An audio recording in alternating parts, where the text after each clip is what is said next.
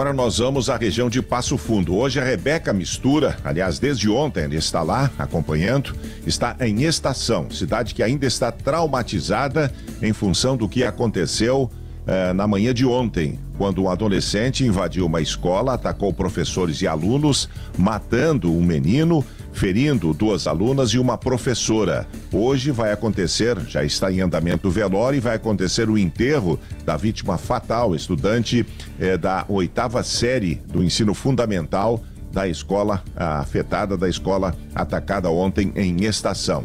E a Rebeca Mistura conta pra gente qual é o clima nesse momento aí na cidade, na pequena cidade do Alto Uruguai, hein, Rebeca? Bom dia. Bom dia, Macedo. Bom dia para todo mundo. A gente está aqui novamente em frente à escola onde aconteceu esse atentado.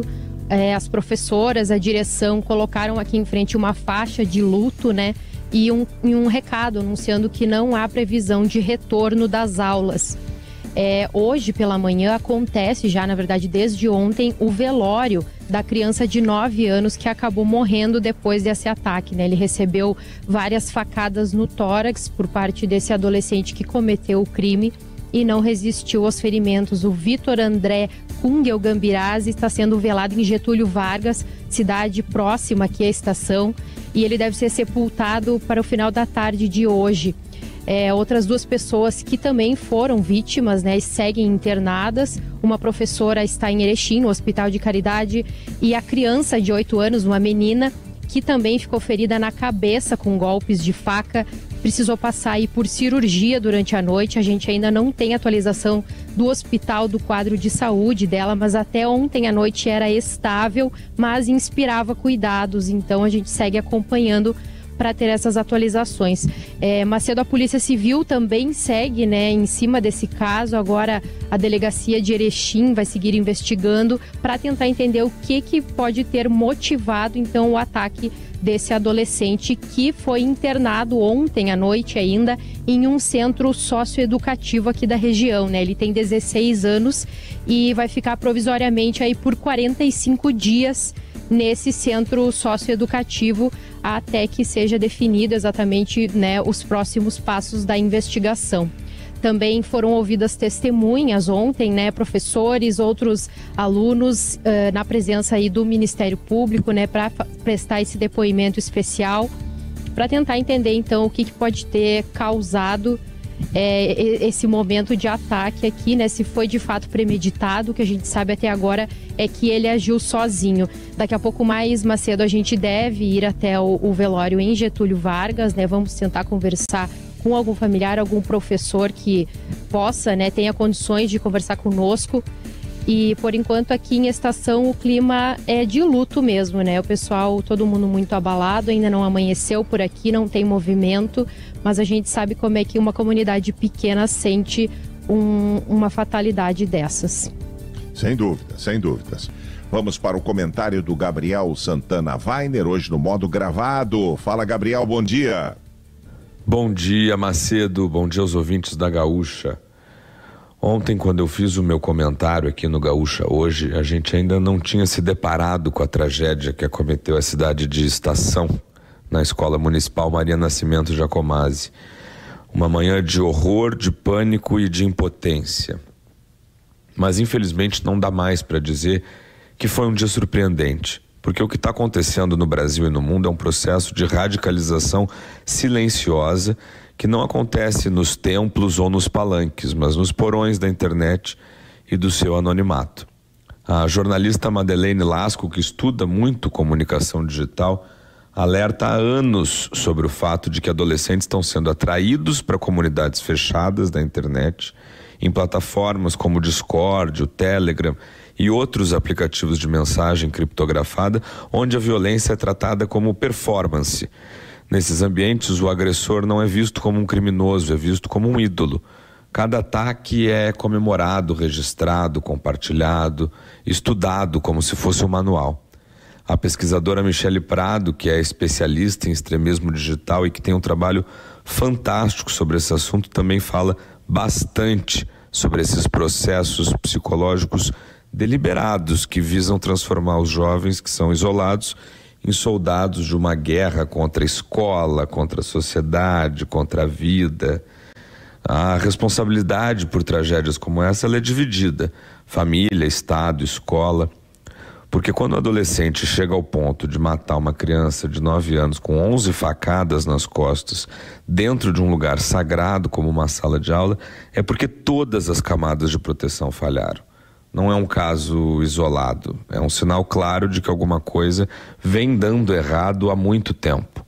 E enquanto a gente não entender o que acontece nesse submundo digital, a gente vai continuar enxugando gelo e casos pavorosos como esse vão ser cada vez mais frequentes.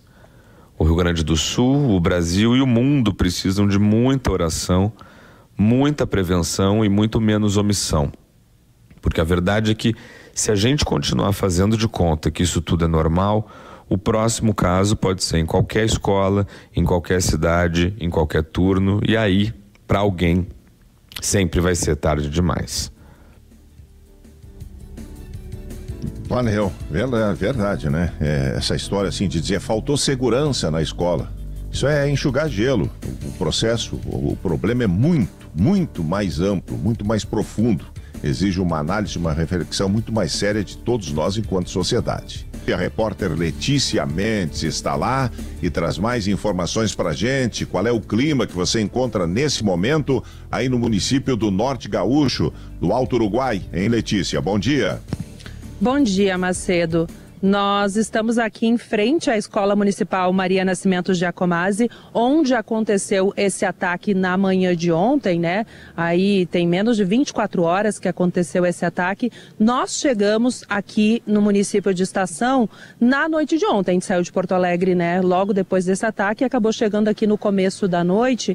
E o que a gente percebe, Macedo, é uma cidade muito pequena aqui, né? A Estação é uma cidade de 6 mil habitantes. Eu conversei com alguns moradores, eles disseram que não estão acostumados com casos de violência, que dirá um caso assim, né? A gente percebe uma cidade que está bastante chocada. Essa escola aqui, uma escola de pouco mais de 150 alunos, uma escola municipal aqui do município, onde então ontem aconteceu esse atentado, né, Macedo? Esse atentado que atingiu todo o município e também o município de Getúlio Vargas, que fica aqui muito próximo.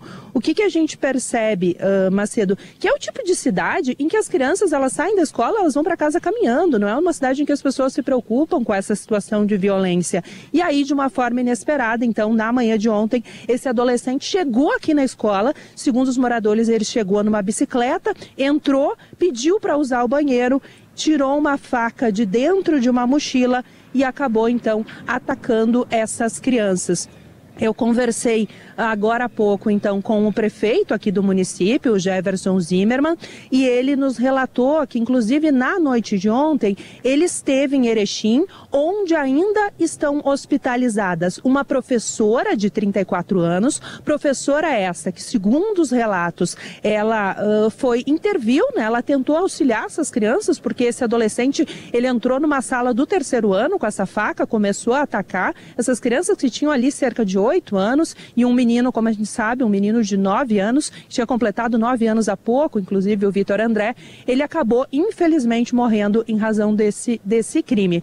O prefeito nos disse que ele esteve no hospital, conversou com a professora, que claro, essa professora está muito abalada, ela ainda está hospitalizada, mas ela não corre risco, né, neste momento, não tem risco de vida, mas sim, obviamente, como toda a comunidade, ela está muito chocada. Ainda tem uma menina de 8 anos, que também está hospitalizada. A outra menina, Macedo, ainda no dia de ontem, ela foi atendida no Hospital de Getúlio Vargas, que fica aqui próximo, mas ela recebeu alta. Eu também conversei com o prefeito em relação à situação das aulas, porque obviamente a escola aqui, ela está com as aulas suspensas, né, por tempo indeterminado, porque a comunidade ainda está digerindo essa situação, o velório do menino ainda está ocorrendo, inclusive o enterro do Vitor André ocorre no início da tarde de hoje. As aulas aqui na escola Maria Nascimento estão suspensas, mas o prefeito me disse que em relação às outras escolas, eles pretendem retomar, Macedo, as atividades.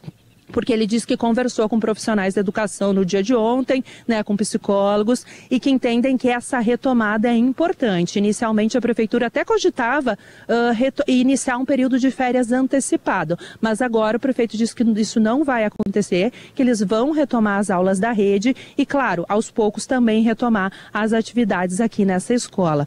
Enfim, Macedo, a gente vai seguir acompanhando aí ao longo do dia de hoje. A Polícia Civil ontem fez algumas manifestações sobre a investigação, tem evitado dar muitos detalhes, mas no dia de ontem a polícia disse que, pelo que se apurou até o momento, esse adolescente de 16 anos, ele agiu sozinho, claro que ainda está em caráter de investigação, e a polícia tenta entender, Macedo, uma coisa que os moradores também vêm tentando entender, que é o que motivou esse ataque. As pessoas ficam sem compreender por que uma pessoa consegue ingressar numa escola armado com uma faca e atingir tantas crianças de forma brutal e acabar aí provocando a morte de uma criança, Macedo. Ontem, nas primeiras e desencontradas informações, surgiu a notícia de que o jovem fazia tratamento médico para algum tipo de distúrbio. Isso está confirmado pela polícia?